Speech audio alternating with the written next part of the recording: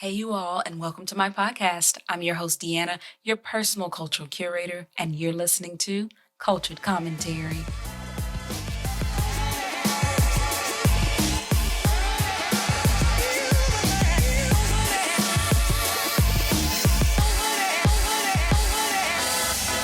Today, I'm interviewing Miss Aunjanue Ellis. She's originally from Mississippi, my home state, and she is a powerhouse actress and activist. She has appeared in numerous projects such as Ava DuVernay's When They See Us, Misha Green's Lovecraft Country, and the Clark Sisters movie produced by Queen Latifah and Mary J. Blige. So thank you so much for being here to speak to me today. Hopefully you're doing okay. Has COVID-19 kind of freed up some of your time, or are you kind of still on the go? Well, I kind of have been kind of working through the whole thing. I was doing a movie last year, and we shut down when everything else shut down. But then we went back to work in the fall, and then I had Christmas, and then I got actually contracted COVID, and so. But now I'm back to work on something now. So I haven't had that much. I had enough of a break, but it's just a weird thing working in that kind of situation because, actors can't wear masks. Right. So it's another kind of thing. Yeah. So you're risking it for the arts. Gotcha. Yes. So you play Hippolyta Freeman in Lovecraft Country. I loved Lovecraft Country. Like, I tried to tell all my friends to watch it, all my family members. I forced them to watch it when I went home for the holidays. I really, really enjoyed the show because it was so intriguing. We rarely see stories about Black people in sci-fi, in horror, and it's all kind of wrapped up in this period piece. So take me back to when you were presented with this opportunity. How did you learn about it, and why were you interested in pursuing this project? Well, I had read it and, loved it. I thought it was really, interesting and fun. And then it went to somebody else. They were going to cast somebody else for it. And but then I went and did something else, and that didn't go any further. And then it turned out that the person who they originally wanted for Hippolyta, it didn't work out with them. So the opportunity came back up again. I had to audition. I had to go through the ropes, go through all the channels and meet with Misha. And then ultimately it came my way. And then we shot it in Chicago, the summer, I guess, of 19. Mm-hmm. And then you saw what happened.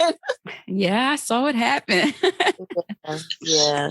So at its core, the show is really like super creative.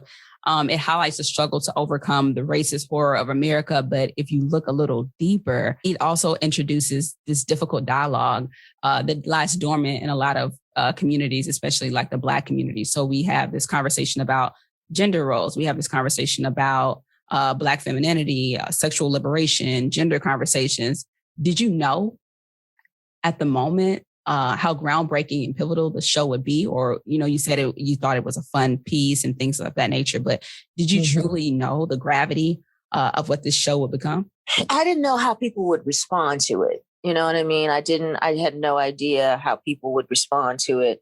I knew that what we were doing was risky and strange. And I love that. That's the kind of work that I like doing. I gravitate towards that kind of material.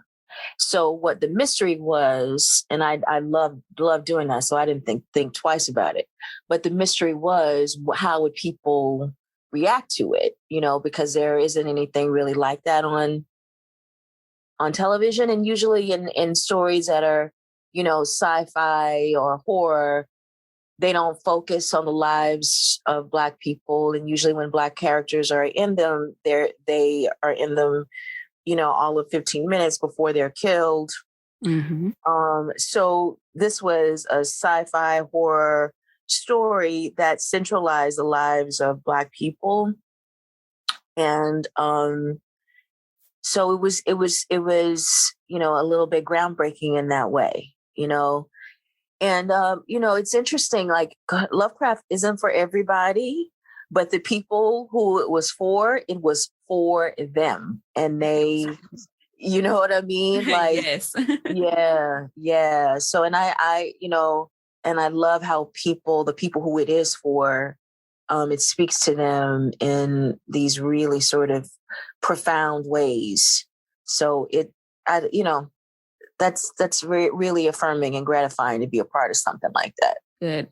I mean, the horror genre, like you mentioned, it's not as diverse as some would imagine, especially when it comes to Black people surviving throughout the film or throughout the television show. It's just unheard of. And so whenever a Black person survives or the Black person is the hero, but we also don't have this white savior complex in the show, it's just amazing to see. And it's like, oh, finally, relief. But I've been explaining to a lot of my friends that for me, horror is not just about the goons and the goblins. It's not about something coming out of the walls or whatever. It's about the real life experiences. It's about the reality. And for a lot of Black people, you know, we can watch Boys in the Hood. We can watch Higher Learning or, you know, movies like that. And it's horror to me because it's the possibility. It presents the possibility of what could happen to me at any given time or any given moment in my life. And you take on a lot of roles that are kind of similar in that dynamic. For example, I know you played an enslaved woman on the Book of Negroes, which was kind of like my introduction to your work. And I'm sure that that role carries a lot of weight and it's a lot to process. I still haven't been able to watch When They See Us. So how have your lived experiences as a Black woman from Mississippi prepared you to take on the mental gravity of those roles? I think everything that you said is the preparation for it. Being Black, being a woman, and being from Mississippi. Those are, you know, precursors. I mean, they qualify me in an extraordinary way for doing that kind of work. And I have to say though, I get asked often, you know, how did you unwind or how did you decompress after, you know, playing roles like that, and, you know, the mental stress of that. And I didn't feel that. And the reason why is that that's the kind of work that I want to do. So that feels the activity of it, the putting the costumes over it, saying the lines and all that stuff, the work of doing the work of playing these parts doesn't feel like work to me. And the reason why it doesn't feel like work to me is because that's the kind of work that I want to do. I want to tell stories that centers Black people and particularly speaks to the experience of Blackness in America. That's the kind of work that I want to do.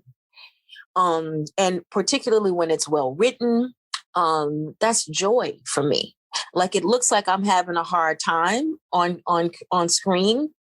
And sometimes, yeah, because when I've had to fuse my own personal experiences and my own personal pain, sure, I have to tap into that, and that can not be fun. But it's not work. It's not work. It's not, and the reason why it's not work, it's not tedious. What's tedious for me is when I'm working on something that I don't believe in. That's when it feels like I'm earning my check. When I'm like, yo, when is payday? You know what I'm saying? Yeah. Right. So yes, I'm playing things that are traumatic, but the work of portraying that trauma is not work to me, because it's actually an honor for me to do that kind of, to play Sharon Salam. You know, that's an honor for me. That ain't hard. because I want to do that. I want to tell this woman's story. In that instance, do you feel like you've been typecasted at all?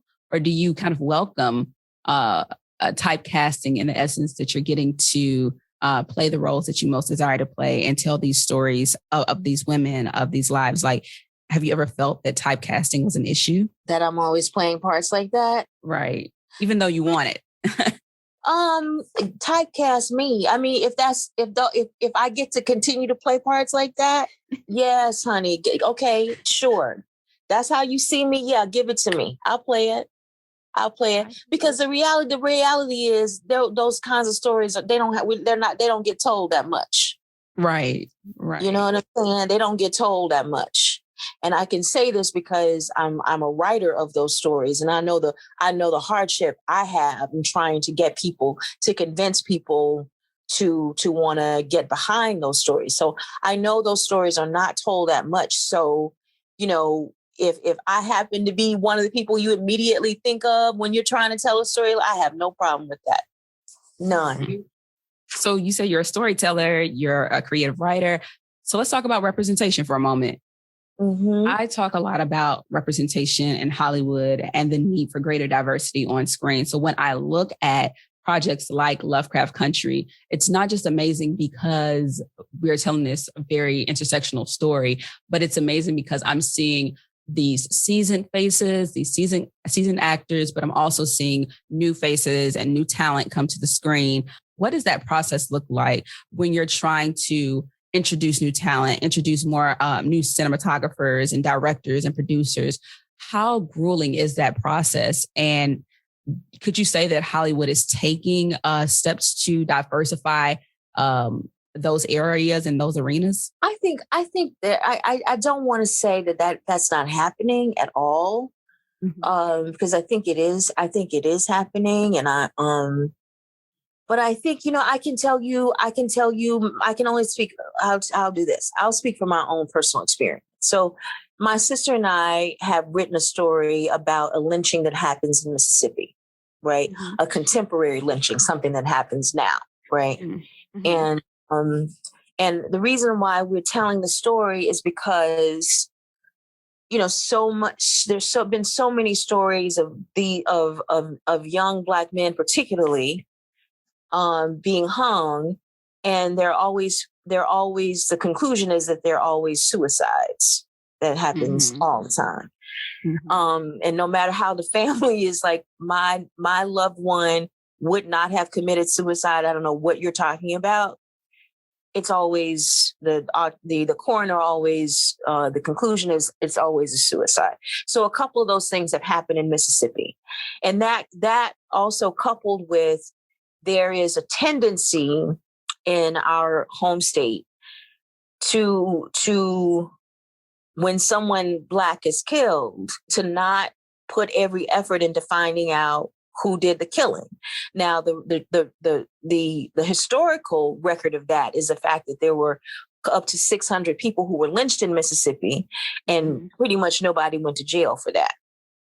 So that tradition continues when you have, you know, two women who were caregivers for our mother, both of them, somebody in their family were murdered, and the police never found out who did it.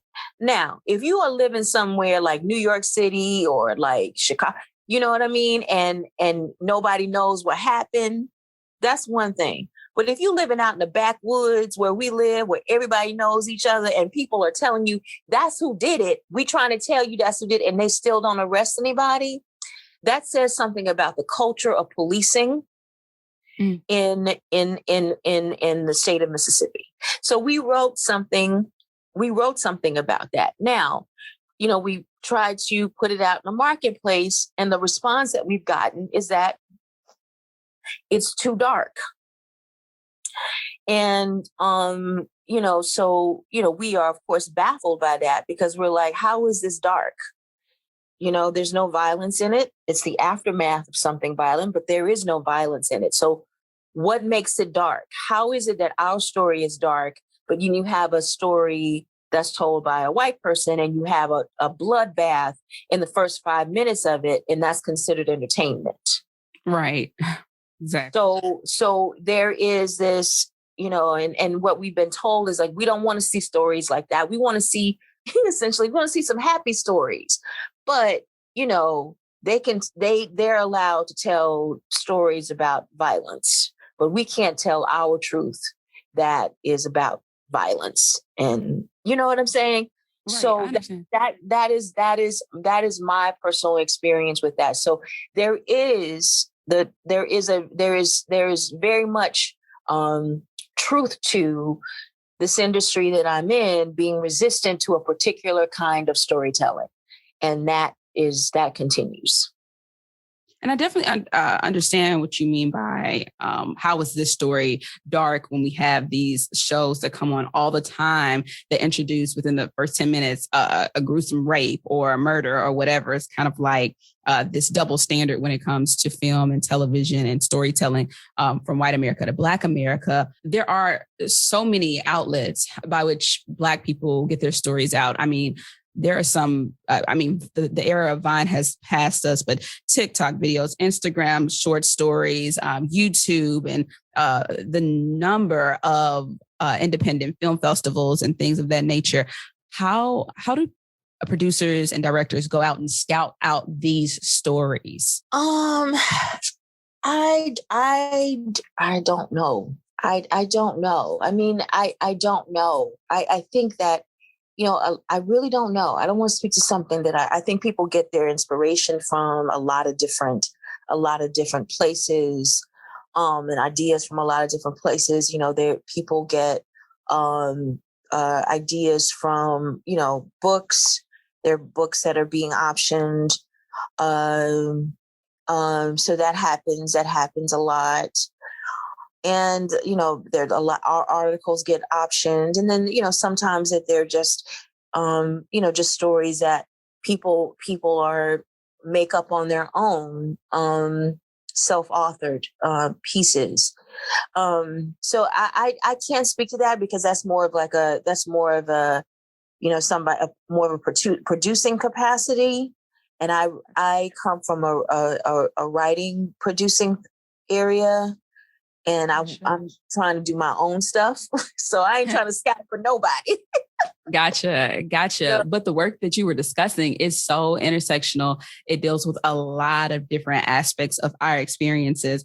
You talked about the culture of policing and things of that nature. And even though we grew up in two different eras in Mississippi, in two different areas completely, I'm pretty sure we encountered some of the same circumstances, especially when it comes to stereotyping and prejudice and things of that nature. So I'm going to pivot a little bit to talk about your activism through the arts, because throughout your career, my parents are huge fans. And so they've always made it a habit to send me articles about what you're doing, how you're kind of just changing the culture. We talk a lot about mobilization and persuasion in my graduate program, about how celebrities are used as this catalyst to promote political agendas. And we see this very often when it comes to like election time with the go out and vote campaigns and everything like that. But you were consistently vocal about removing the Mississippi Confederate state flag. And you're even very vocal on social media about addressing social determinants of health that are affecting our communities. Why is it important for you to use your platform as an artist to make these issues known? Because it's the quickest way to do it. Mm. It's the loudest, megaphone. And I feel that,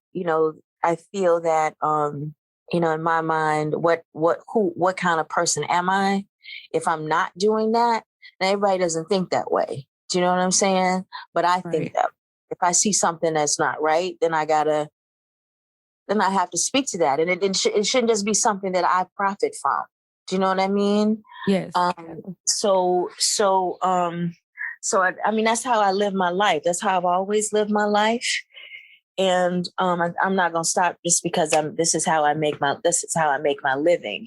Like I decided, I don't like being on the red carpet. I'm not good at it. You know what I mean? I'm just good at it. Like I'm always wearing something crazy or off. It's not because I want to, but it it's just never, I just never gotten it right. You look at these actors who just get it right. Like it's an art to what they do. And I just I don't excel at that at all. But I love it. I love it. But here's the thing though. What I said to myself, if I got to be on a red carpet, then I need to be wearing something that people can read and take that message. And so that's why I started wearing these dresses that, said, take it down, take the flag down, that kind of thing. Because I'm like, if I'm repurposing this moment, right?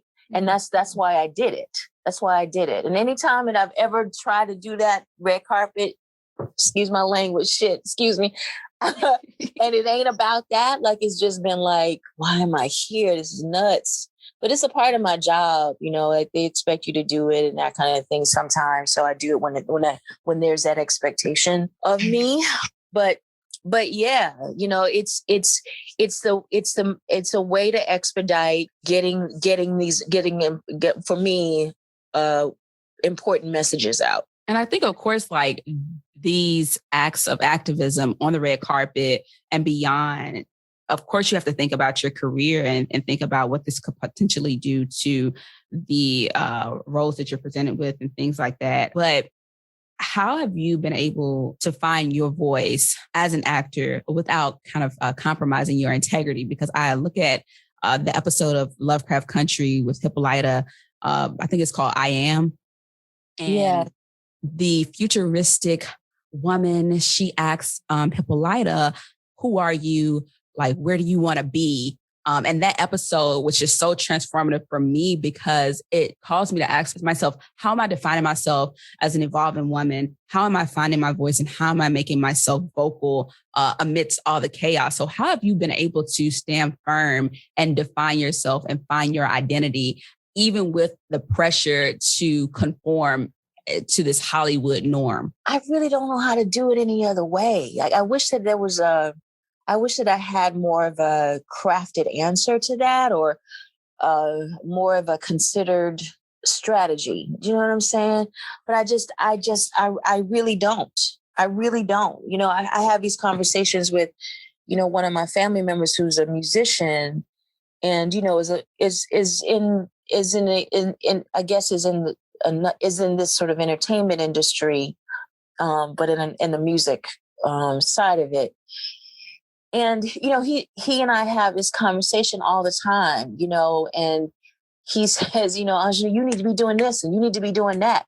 But you just like to be at the house feeding animals and stuff, and he's right. He's right. He's right.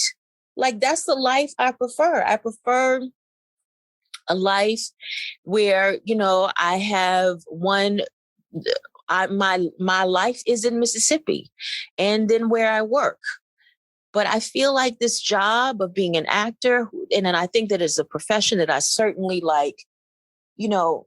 respect. And, the people who do it and do it well, I have so much respect for them because it is an art form. And, the ability to change people and to affect people through acting is so powerful. It is so powerful. I know how I feel when I'm moved by a performance. I know that feeling. So it is a very powerful tool. It is a very powerful profession because of that reason, because you are able to because the ability to move people without an instrument, with just the words that come out of your mouth, with just how your face looks and the expressions that you put, how you're able to move people like that. That is incredibly powerful. So I don't it's not that I take that part of it for granted. I honor it, but the profession part of it, I don't want anything. I just don't like that part at all. It can be soul destroying, especially for women. Especially for women, because there's such a demand on women particularly, to look a certain way, to really behave a certain way. And I feel like that, that's anathema to me. You know, I don't want to live by anybody's rules but my own. You know, and I feel that having to follow that, or having to, that being essential to your having a certain kind of life in my profession, like I don't want to do that. And I have not done that. And then also, let me also say this. I made a choice about 10 years ago, where I decided to live in Mississippi. Like I had been living in New York and, you know, living wherever I worked. And I made a choice to go back home and live full time in Mississippi, because I had a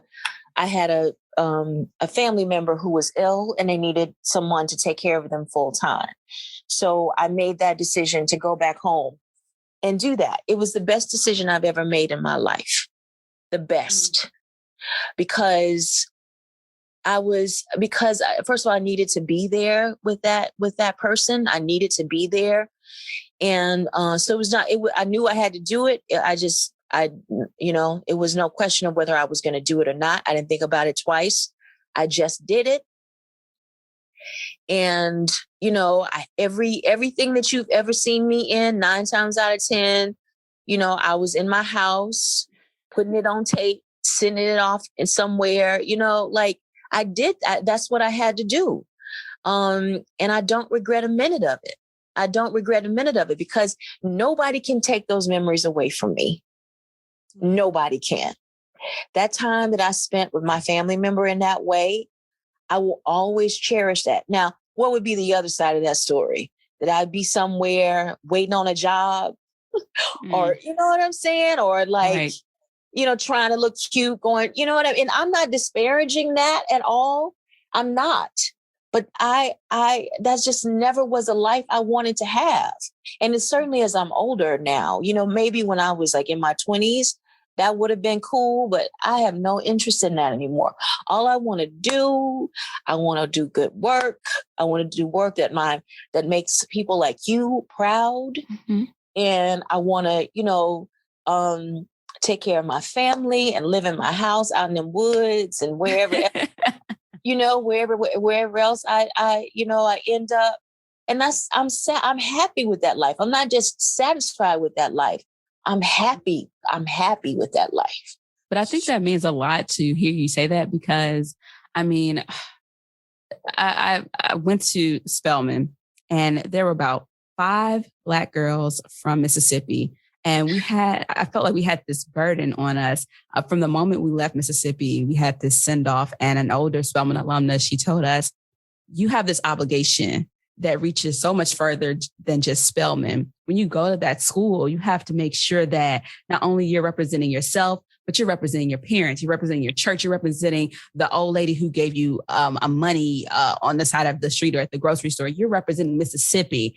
And for me, it was just like such a heavy burden to go into this whole new world, this brave new world that I wasn't familiar with. It was just such a burden. And even when I did all that I had to do at Spelman and I accomplished what I set out to accomplish, and I came to a GW here in DC, I remember my first gathering with the Black Graduate Student Union. We had this little like bar happy hour situation, and we were talking and chatting, and I can just remember so vividly everyone was saying where they were from. So some people were like, oh, I'm from Atlanta, I'm from California, I'm from Texas and London and Nigeria and Ghana. And then I was the last one, and I said, I'm from Mississippi.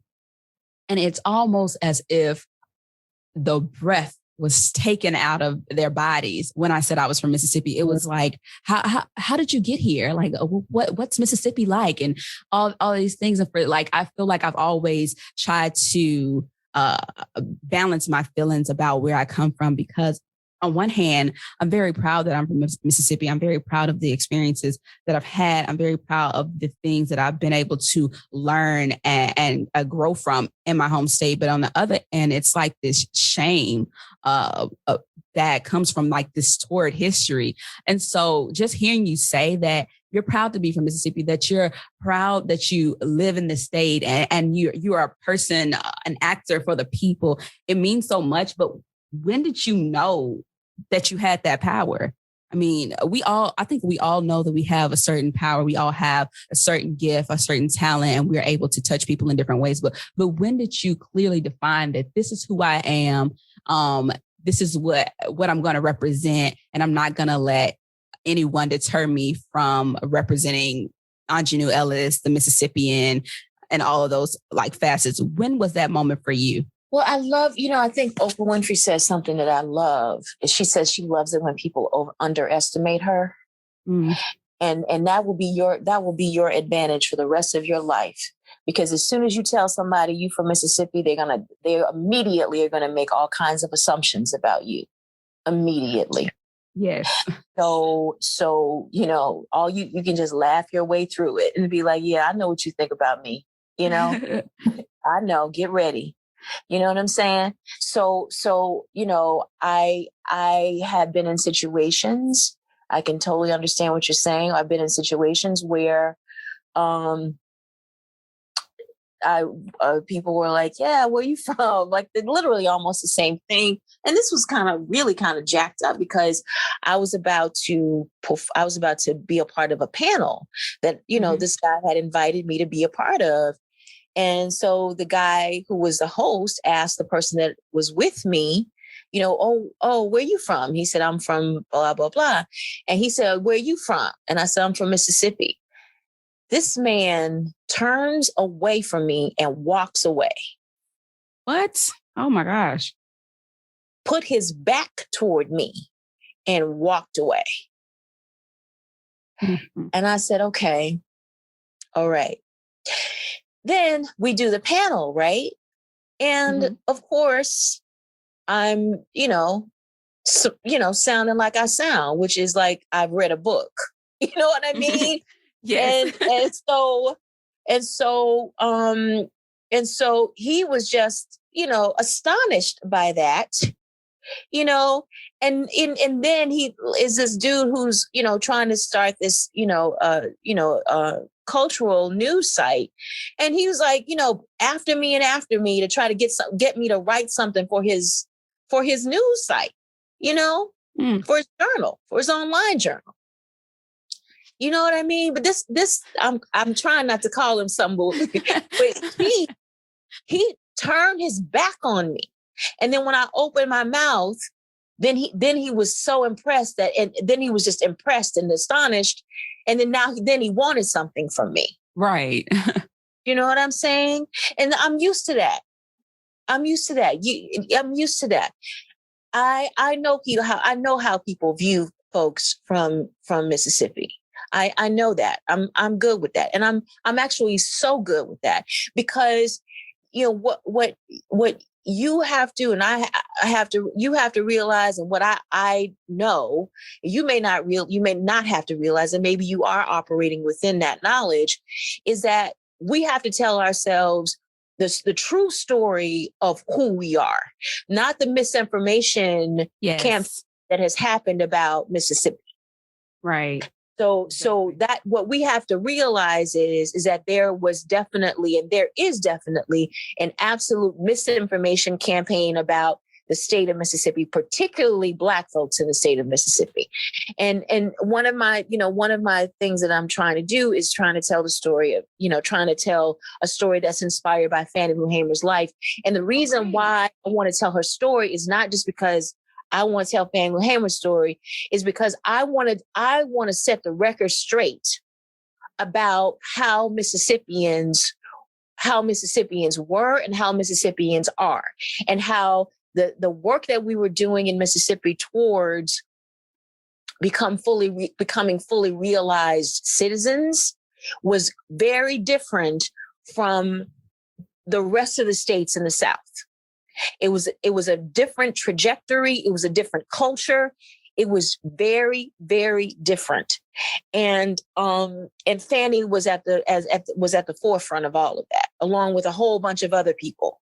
And so So yeah, I believe, I heard the lie on God, that what Mississippi is, but I know the truth. I know the truth, and I live the truth in my house. I live the truth in my community. I live the truth in less my church, but the history of my church was steeped in that truth. So that's what I got going in my back pocket, and so people have this notion about that Black Mississippians are passive and all this. It's a lie. It is not based in any truth whatsoever. Right. So yeah, I think it's I think I get a kick out of it, actually. I do. I get a kick out of it, and I even some of my friends who've known me for a little while, they try to be, insulting to me a little bit and, play me close. And I just like, go ahead. Cause I'm like, I'm smarter than you. I'm good. Right. Gotcha. I'm good. Gotcha. It reminds me of that quote that says, when you talked about telling the story of Fannie Lou Hamer, I get super emotional anytime I read anything or see anything about her, because that's one of my Mississippi idols. But there's a quote that says, whoever controls the images controls your self-esteem, your self-respect, and self-development. Whoever controls the history controls the vision. So it's very, very good that you are taking up that mantle and telling the story of a woman who contributed so much to the freedoms that so many people experience. And her legacy has just been such a major part of my development. And so I'm so happy that you're telling that story. But I think that my last question is, when all is said and done, when you have the Academy Awards, the Oscars, the Emmys, the NAACP Image Awards, and everything, what do you want your legacy to be? Well, we had this song that we used to sing in church back in the day, and it was if I could help somebody, then my life would not have been in vain. And that's how I live my life. I live my life in that way. Like, how have I lived? What have the footsteps been in how the path that I've taken? Has it helped somebody? Can someone say that my life is better because I was a part of it? Because if that is somebody's testimony, then I feel like I've done all right. And so everything that I do has been is for that purpose. To improve the lives of the people around me in some sort of way. Because if you are not doing that, then you're just sucking off the earth. You're just sucking from the earth. Catherine Hellman calls them the eaters of the earth eaters. They eat the earth. And I'm not trying to do that. I'm trying to leave something here that'll help it grow. And I think that kind of living in that kind of way was the way that my grandmother lived. My grandmother, I was always with her, and we were forever going to somebody's house, seeing about them if they were sick, feeding people, taking plates to people. That's how my grandmother lived her life. And we don't see that as now. We don't look at that as activism, but that's what it is. Yes. That's what my grandmother was doing. She was being an activist by building and protecting and feeding her community. That's what she was doing. And she did it every day because I was with her. That's what I was doing with my grandmother. And that was the example. That was my example. Now I don't do what she do. I'm not visiting. She did. Like, I'm not visiting the sick and shut in. You know what I mean? Every other day. I'm not doing that, but I do it in other ways. And I do it in a way that there may not be a record of what I did, but I'm doing it. And then the other thing is, I have a niece and nephew and my sister who's a lot younger than me. I want to leave them with something. I want to leave them with something that they can say, my auntie did this for me, or my sister did this for me, giving them something that they can hold on to, after I'm gone. And then on the, the artistic side of it, that's why I am, the whole writing thing, the acting stuff I can't control. It's just out of my hands. But my writing is something that is of me, truly of me. So, I want to leave something that is a testimony to that. Gotcha. So what is next for you in terms of your career, in terms of your activism? What's the next step for Miss Ellis? Well, in terms of my the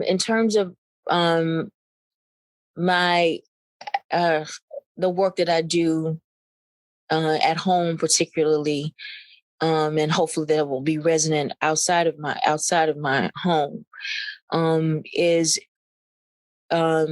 really built on two things. This idea of this flag, and people see it as like this symbolic thing, but it's not a symbolic thing because it acts as a physical tool of segregation. So if you see that flag, you're not going to go over there. So it tells Black people where they're not welcome. It says color. It says whites only. That's what that flag does. Super oppressive. Yes. Yes, that's what it does. So it's not a symbol. It is a whites only sign. That's what that is. But they just don't use that. It just doesn't have that language on it. Mm-hmm. And yet, that flag is not illegal in this country, but segregation is illegal. So the point that I am wanting to make in this next phase of this conversation and fight about this flag is to hold this country accountable to that essentially is giving us two different messages. It's saying the segregation is illegal, but we can still have something that physically acts as a tool of segregation. And you cannot have it both ways. So yeah. And then, acting wise, I was happy to be a part of the story, a story about Venus and Serena Williams' father, Richard Williams. Oh, wow. Yeah. And I'm a part of that, and it's supposed to come out this fall. So look out for that. And I'm also doing something else right now, which is why I'm in Chicago and not in Mississippi. Oh, gotcha. So, Gotcha. Yeah. Okay, well, we'll be on the lookout for all of that. Guys, there you have it, another episode of Cultured Commentary. If you want to hear more, continue to follow me on this platform. I'll be here giving you more episodes in the future. Until we meet again, remember to stay engaged and contribute to the culture. Bye.